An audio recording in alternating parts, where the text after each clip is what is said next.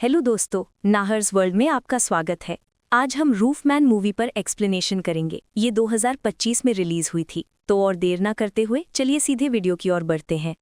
कहानी की शुरुआत एक मैकडॉनल्ड्स रेस्टोरेंट से होती है, जहां कर्मचारी जाने की तैयारी कर रहे होते हैं। तभी एक व्यक्ति छत तोड़कर नीचे प्रवेश करता है। आदमी बंदूक के साथ अंदर आता है, लेकिन कर्मचारियों को शांत करता है और मैनेजर को उसका कोट नहीं लाने पर अपना कोट पहनने देता है।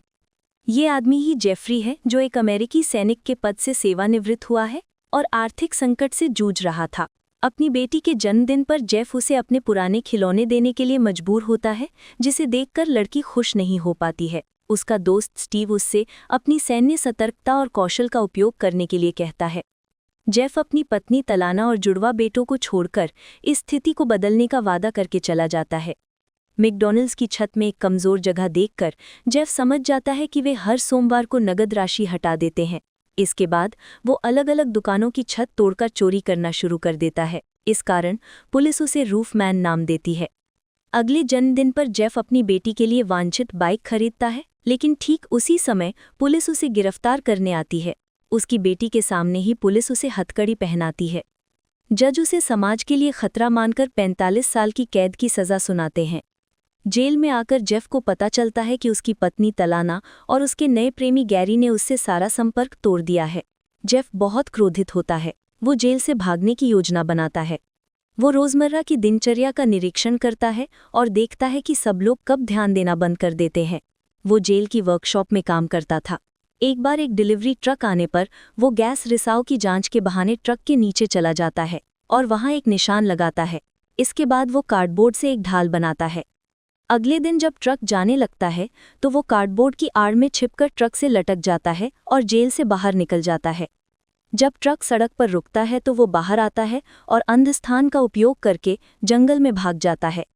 जेफ अपने दोस्त स्टीव को फ़ोन करता है, लेकिन स्टीव उसे 1 महीने तक छिपे रहने की सलाह देता है। इसके बाद जेफ एक टॉयज़ आर अस दुकान में प्रवेश करता है और छत के रास्ते ऊपर चढ़कर छिप जाता है। वो दिन के समय चुपचाप रहता है और रात में नीचे उतरकर सीसीटीवी बंद कर देता है। फिर बेरोक-टोक दुकान में घूमता है, कैंडी खाता है और अपने लिए कपड़े फर्नीचर इकट्ठा करता है। वो कर्मचारियों की गतिविधियों पर नज़र रखने के लिए बेबी मॉनिटर सेट करता है। एक दिन वो देखता है कि कर्मचारी ली को मैनेजर मिच छुट्टी देने से मना कर रहा है। हालांकि ली का हाल ही में तलाक हुआ है और उसे अपनी बेटियों की देखभाल करने की ज़रूरत है। जेफ मिच का पासवर्ड लेकर ली के काम के समय को बदल देता है। 1 महीने बाद खबरों से जेफ के भागने का मामला हट जाता है। वो अपने परिवार से संबंध तोड़कर नई शुरुआत करने का फैसला करता है। वो एक चर्च में ली के खिलौना दान कार्यक्रम में जाता है और अपना परिचय जॉन जुरेन नाम से देता है, जो न्यूयॉर्क से आया एक सरकारी अधिकारी है। ली उसकी तरफ आकर्षित होती है और वे डेटिंग शुरू कर देते हैं। ली बताती है कि उसके पूर्व पति का नाम भी जेफरी था।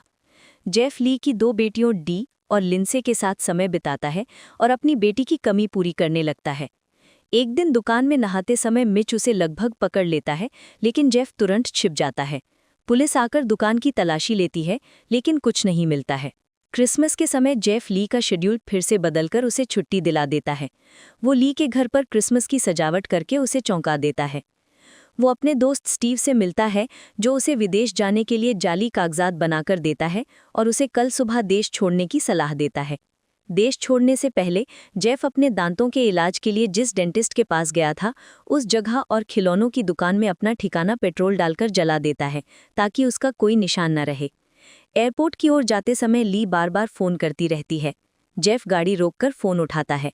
ली उसे क्रिसमस की रात के खाने के लिए आने को कहती है और कहती है कि सब ठीक है।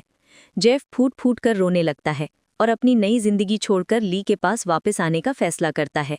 उपहार लेकर जेफ ली के घर पहुंचता है। वो दरवाज़ा खटखटाता है, लेकिन कोई दरवाज़ा नहीं खुलता है। वो दरवाज़ा धक्का देकर अंदर घुसने की कोशिश करता है। ठीक तभी पुलिस आकर उसे गिरफ्तार कर लेती है। बाहर पुलिस वैन में ली बैठी नजर आती है। जेफ को फिर से जेल भेजा जाता है और उसकी सज़ा बढ़ा दी जाती है।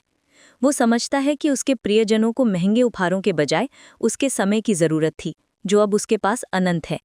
बाद में वो ली से मिलता है और उनके बीच संबंध सामान्य हो जाते हैं। जेफ और 2 बार भागने की कोशिश करता है। ली ने किसी और से शादी कर ली है और 10 दशक बाद उससे मिलने आती है। जेफ 2036 में परोल के योग्य होगा और वर्तमान में वो जेल के लाइब्रेरियन के रूप में काम करता है। वो जोर देकर कहता है कि उसकी अब और भागने की कोई इच्छा नहीं है। और यहीं पर फिल्म खत्म होती है। वीडियो पसंद आया हो तो लाइक कर देना, चैनल पर नए हो तो सब्सक्राइब कर लेना।